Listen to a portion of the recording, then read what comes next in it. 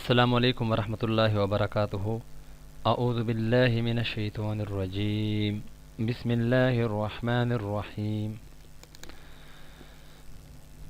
سیدنا عمر بن خطاب رضی اللہ تعالیٰ عنہ سے روایت ہے کہ رسول اللہ صلی اللہ علیہ وآلہ وسلم نے فرمایا، جب مؤذن اللہ اکبر کہے تو تم میں سے سننے والا بھی اللہ اکبر کہے۔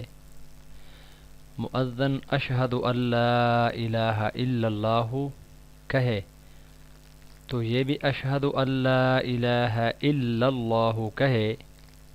جب مؤذن اشہد ان محمد رسول اللہ کہے تو یہ بھی اشہد ان محمد رسول اللہ کہے۔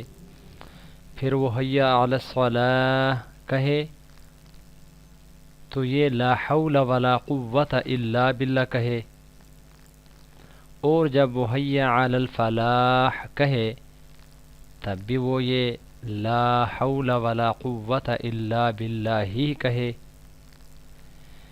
پھر وہ اللہ اکبر کہے تو یہ بھی اللہ اکبر کہے۔ پھر وہ لا الہ الا اللہ کہے تو یہ بھی لا الہ الا اللہ کہے۔ پورے خلوص دل سے کہے تو یہ شخص جنت میں داخل ہو گیا۔ محترم سامعین، ایک چھوٹا سا عمل ہے کرنے کے لحاظ سے، لیکن بہت ہی زیادہ فضیلت والا ہے، اور اذان ویسے بھی 5 وقت نماز کے لیے کہی جاتی ہے، پڑھی جاتی ہے ایک دن کے اندر، تو ہمیں چاہیے کہ ہر اذان کو توجہ کے ساتھ سنیں۔